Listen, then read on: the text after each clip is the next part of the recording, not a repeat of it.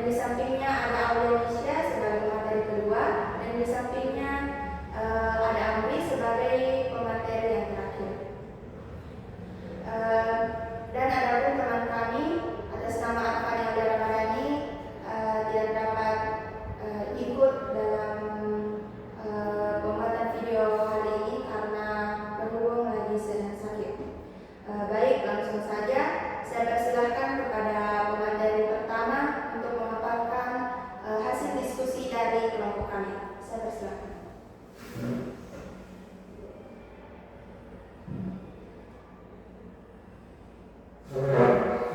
Baik teman-teman sekalian, bisa dilihat di layar sini yaitu Kurt Lewin. Nah, ini adalah gambar atau foto Kurt Lewin. Nah, Kurt Lewin ini dianggap sebagai tokoh pertama yang memperkenalkan action research yang kemudian diadaptasi dalam dunia pendidikan menjadi penelitian tindakan kelas atau PTK.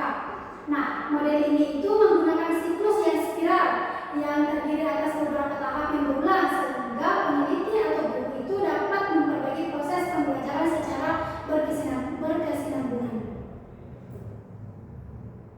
Nah, yang selanjutnya yaitu desain PTK menurut Kurt Lewin.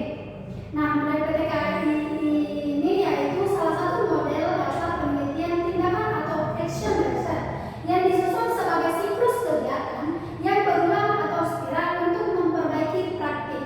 Nah, dalam satu siklus ini model Lewin terdapat 4 tahapan utama. Yang pertama yaitu perencanaan atau planning. Nah, teman-teman, perencanaan atau planning ini yaitu menyusun rencana atau tindakan untuk memperbaiki masalah pembelajaran. Nah, yang kedua yaitu dengan menentukan tujuan, langkah-langkah, media dan instrumen penilaian. Nah, yang kedua yaitu tindakan atau pelaksanaan atau acting. Nah, tindakan ini seperti melaksanakan rencana yang telah dibuat oleh kelas, guru bertindak sesuai skenario pembelajaran yang sudah disiapkan.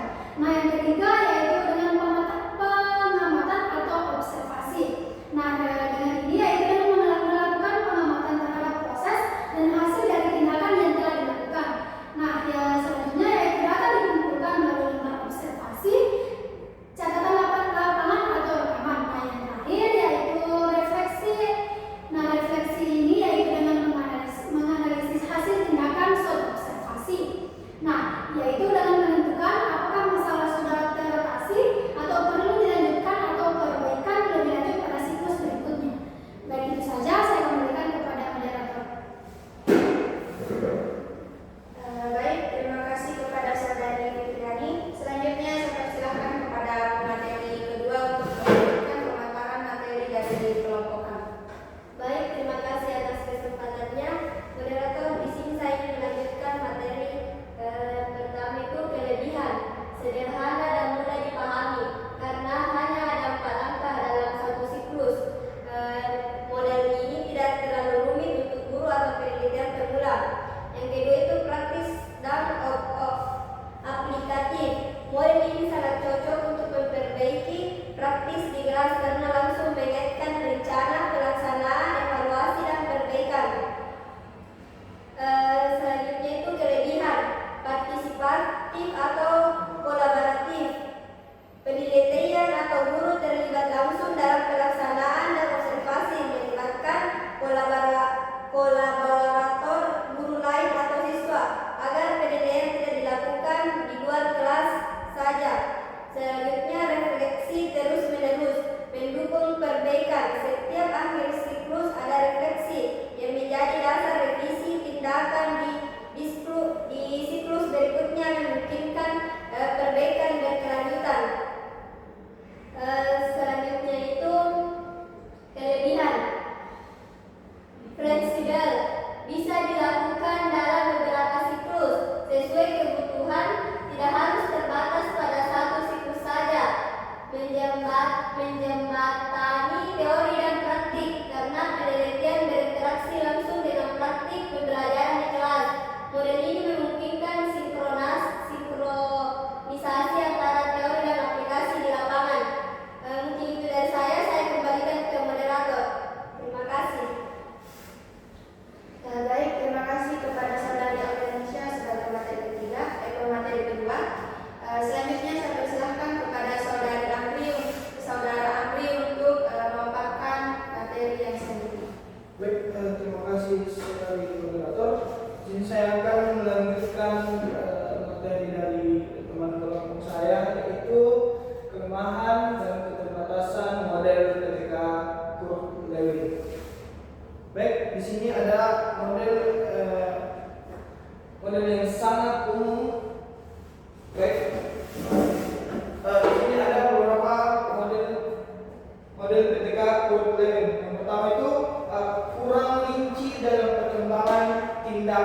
ya.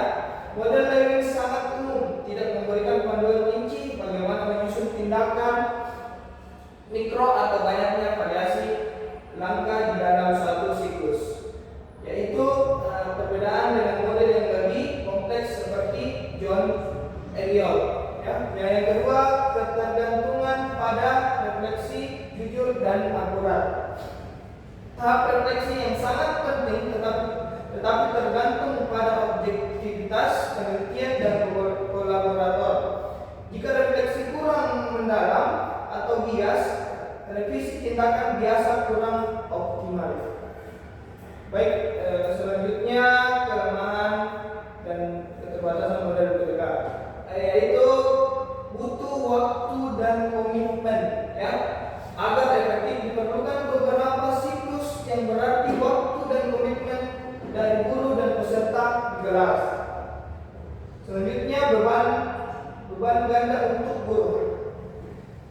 Guru sebagai peneliti atau pelaksana atau observator kadang bisa membebani, terutama jika sumber daya, yaitu waktu, tenaga, dan alat terbatas.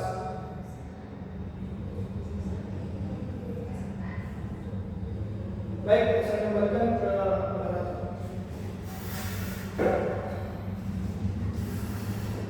Baik, terima kasih kepada saudari Amri.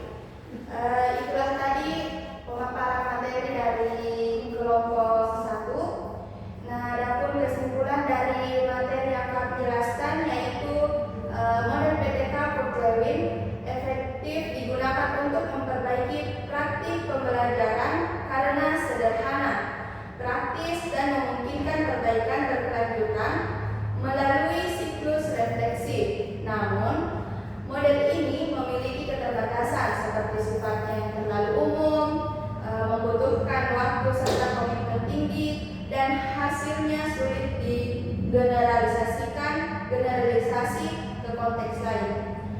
Baik, itu saja dari kelompok kami. Lebih